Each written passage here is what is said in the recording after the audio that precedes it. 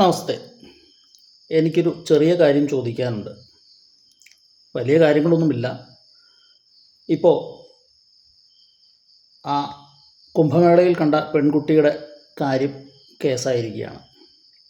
ഇതന്ന് വലിയ വായിൽ കൊട്ടിഘോഷിച്ച് ഞങ്ങൾ നവോത്ഥാനം നടത്തി, ഇതാണ് റിയൽ കേരള സ്റ്റോറി, ഞങ്ങൾക്ക് ആരുടെയും അനുവാദമൊന്നും വേണ്ട, അത് എന്തുകൊണ്ടാണ് ആ പെൺകുട്ടി ഇവിടെ വന്ന് തന്നെ വിവാഹം കഴിച്ചത്, അതാണ് മതേതരത്വത്തിൻ്റെ ഏറ്റവും വലിയ മകുടോദാഹരണം, ഇവിടെ ആർക്കും പേടിക്കാതെ ധൈര്യമായി വിവാഹം കഴിക്കാം. ഭാരതത്തിൽ തന്നെ എത്ര സംസ്ഥാനങ്ങളുണ്ടെന്ന് അറിയാൻ പാടില്ലാത്ത വിദ്യാഭ്യാസ മന്ത്രിയാണ് പറയുന്നത് ഏറ്റവും നല്ല സ്റ്റേറ്റ് ഇതാണ്, ഇവിടെ വന്ന് എല്ലാം നടത്താമെന്ന്. അമ്പലക്കാരും കൊള്ളാം, അവർക്കും ഒരു പ്രശ്നവുമില്ല. പോലീസുകാരും ചുറ്റുമുണ്ടായിരുന്നു, മന്ത്രിമാരുണ്ടായിരുന്നു, എല്ലാവരും ഉണ്ടായിരുന്നു. ഇവരോടൊക്കെ ഒറ്റ ചോദ്യം: ഈ പാർട്ടിയിൽ തന്നെ പലരും വിവാഹം കഴിച്ചിട്ടുണ്ട്. പ്രത്യേകിച്ച് ഹിന്ദുവിൽ നിന്ന് മുസ്ലിമിനെ കല്യാണം കഴിച്ചിട്ടില്ല ആരും.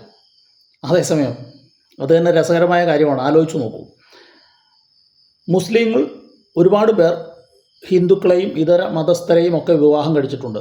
ഇവരാരെങ്കിലും ക്ഷേത്രത്തിൽ പോയോ പള്ളിയിൽ പോയോ മോസ്കുകളിൽ പോയോ വിവാഹം കഴിച്ചിട്ടുണ്ടോ? ആലോചിച്ച് നോക്കുക.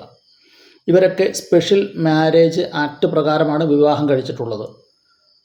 അതിപ്പോൾ എ റഹീം ആയിക്കൊള്ളട്ടെ, ഇവരുടെ മന്ത്രിസഭയിൽ തന്നെ പലരുമുണ്ട്. നമ്മുടെ മരുമോൻ മന്ത്രി തന്നെ വിവാഹം കഴിച്ചിട്ടുള്ളത് ക്ഷേത്രത്തിൽ പോയോ പള്ളിയിൽ പോയോ മോസ്കിൽ പോയോ ആണോ? അല്ല. അങ്ങനെ വിവാഹം കഴിക്കാൻ കഴിയില്ല, അതിന് നിയമസാധുതയുമില്ല. പ്രത്യേകിച്ച് ഇങ്ങനെയൊരു വിവാഹം ഒരു ഹിന്ദു ക്ഷേത്രത്തിൽ പോയി സ്പെഷ്യൽ മാരേജ് ആക്ട് പ്രകാരമൊന്നും വിവാഹം കഴിക്കാൻ കഴിയില്ല. അവിടെ ക്ഷേത്രത്തിൻ്റെ ആചാരാനുഷ്ഠാനങ്ങൾ വെച്ചേ നടക്കൂ. അത് ഒരിക്കലും നിയമസാധുതയുള്ള ഒന്നല്ല.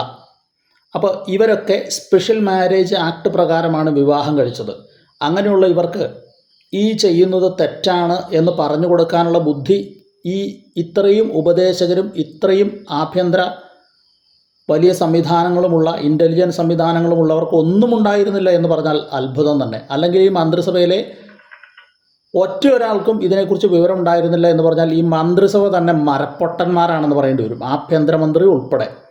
നമ്മുടെ DGPയും ADGPയും അതിന് താഴെയുള്ള SP-യും DYSPയും ഒക്കെ പൊട്ടന്മാർ തന്നെ. കാരണം ഇവർക്കൊക്കെ അറിയാവുന്നതാണ് അങ്ങനെ വിവാഹം കഴിച്ചാൽ അതിന് നിയമസാധുതയില്ല, ഇത് പ്രശ്നമാണ് എന്നറിയാവുന്നതാണ്. പിന്നെ ഇവരുടെ മന്ത്രിസഭയിലെ തന്നെ വിവാഹം കഴിച്ചവരൊക്കെ വിവാഹം കഴിച്ചത് സ്പെഷ്യൽ മാരേജ് ആക്ട് പ്രകാരം തന്നെയാണ്. അപ്പോൾ ഇത് തട്ടിക്കൂട്ടാണ്. ഇവർക്കൊക്കെ ഇതിനെക്കുറിച്ച് ബോധ്യമുണ്ടായിരുന്നതാണ്. രാഷ്ട്രീയപരമായി ഉപയോഗിക്കാൻ വേണ്ടി കിട്ടിയ അവസരം മുതലെടുത്തു. ഒരു പാവം പെൺകുട്ടിയെയാണ് അവരുടെ അച്ഛനും അമ്മയും എതിർത്തിട്ട് പോലും അവർ വിവാഹം കഴിച്ചു കൊടുത്തത്. ആ കുട്ടിയുടെ ഭാവി കുളം തോണ്ടി കളഞ്ഞു, ഒന്നാമത്തെ കാര്യം. രണ്ടാമത്, ആ കുട്ടിക്ക് പ്രായപൂർത്തിയായിട്ടില്ല, പോക്സോ കേസാണ്. ആ കുട്ടിയെ ലൈംഗികമായി ഉപയോഗിച്ചിരുന്നു എന്നൊക്കെയാണ് ഇപ്പോൾ പലയിടത്തു നിന്നും കേൾക്കുന്നത്. നഗ്ന ഫോട്ടോകൾ എടുത്തിരുന്നു എന്ന് അച്ഛൻ പറയുന്നു. അങ്ങനെയെങ്കിൽ ആ കുട്ടിയെ ഇവരൊക്കെ കൂടി പ്രലോഭിപ്പിച്ച് അവളെ അതുപോലൊരു അവസ്ഥയിലാക്കിയെടുത്തതിന് ശേഷമാണ് ആ വിവാഹം നടന്നിരിക്കുന്നത്.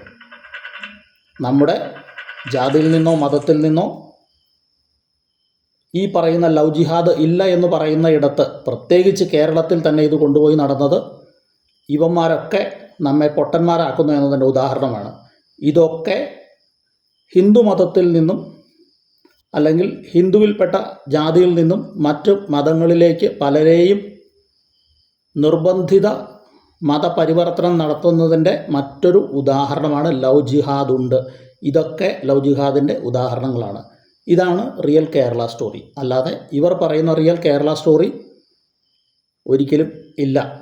ഇപ്പോൾ real Kerala story real Madhya Pradesh സ്റ്റോറിയും റിയൽ ഉത്തർപ്രദേശ് സ്റ്റോറിയും റിയൽ ബീഹാർ സ്റ്റോറിയും ഒക്കെ ആയി തീർന്നുകൊള്ളും. ഇതിനൊക്കെ ഇവിടുന്ന് DGPയും മറ്റ് മന്ത്രിമാരും മുഖ്യമന്ത്രിയും ഒക്കെ ഉത്തരം കൊടുക്കേണ്ടി വരും, പ്രത്യേകിച്ച് ഈ സർക്കാർ തന്നെ. നമ്മളെ ഇവർ പൊട്ടൻ കളിപ്പിക്കുകയാണ്. നമ്മളുടെ കുട്ടികളെയും ഇതുപോലെ ഇവർ പൊട്ടൻ കളിപ്പിക്കും, മറക്കാതിരിക്കുക. പ്രത്യേകിച്ച് ഹിന്ദു ജാതിയിലും മതത്തിലും പെട്ട ഓരോ വ്യക്തികളെയും സൂക്ഷിക്കുക.